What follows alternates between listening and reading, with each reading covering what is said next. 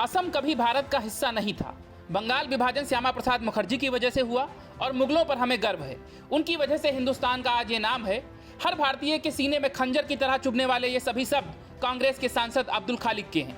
दरअसल देश की सबसे पुरानी सियासी पार्टी कांग्रेस ने इस देश की सभ्यता और संस्कृति का अक्सर मजाक उड़ाया है।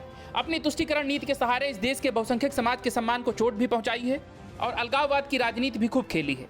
और शायद इसी वजह से आज कांग्रेस लगातार रसातल में जा रही है। लेकिन खास बात यह है कि कांग्रेस और उसके नेताओं ने अभी भी न सुधरने की कसम खा रखी है। असम के बारपेटा से कांग्रेस सांसद अब्दुल खालिक को उन मुगलों पर गर्व है जिन्होंने बड़े पैमानों पर हिंदुओं की हत्या की और मंदिरों को तोड़ा। यही नहीं, अब्दुल खालिक का कहना है कि असम कभी भारत का हिस्सा था ही नहीं, बल्कि वो आजाद देश था। साथ ही उन्होंने नया इतिहास बनाते हुए बंगाल विभाजन का दोष भाजपा के संस्थापक श्यामा प्रसाद मुखर्जी पर डाल दिया। अब्दुल खालिक का कहना है कि हिंदुस्तान को जोड़कर एक बनाने वाले मुगल थे, उनकी वजह से ही भारत को एक आकार मिला, इसीलिए उन्हें मुगलों पर गर्व है। उन्होंने कहा कि जो भारत की अवधारणा है वो मुगलों की देन है। जो छोटे छोटे राज्य में भारत था उसे इकट्ठा करके मुगलों ने हिंदुस्तान का नाम दिया, इसीलिए मुगलों पर मैं गर्व करता हूँ। मैं मुगल वंशज नहीं हूँ, लेकिन हाँ, मुगलों ने भारत को आकार दिया था। मुगलों ने इसे हिंदुस्तान नाम दिया था।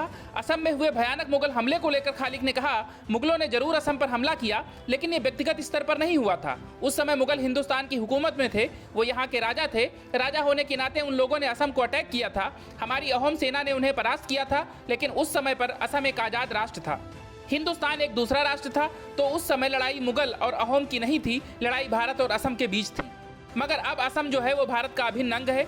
अब्दुल आगे कहते हैं, जहां तक मेरे क्षेत्र की बात आती है उसमें 10 विधानसभा क्षेत्र हैं, उसमें 7 अहोम साम्राज्य में से थे, 3 दूसरे साम्राज्य के हैं, उनमें से कुछ पर मुगलों का भी कब्जा था। वहीं भाजपा को लेकर अब्दुल खालिक ने कहा कि बीजेपी वाले हमेशा नफरत फैलाते हैं, वही उनका काम है। अमित शाह ने कहा था कि इतिहास को दोबारा लिखेंगे, यानी इतिहास जो है उसे दोबारा से लिखेंगे। उससे आखिर क्या हो जाएगा? हिंदुस्तान तो नाम मुगलों का ही दिया है। आप इतिहास में चले जाओ, वही लोग मिलेंगे आपको। कांग्रेस सांसद ने श्यामा प्रसाद मुखर्जी को लेकर कहा कि वो अखंड भारत की बात जरूर करते थे, लेकिन उन्होंने बंगाल को डिवाइड किया।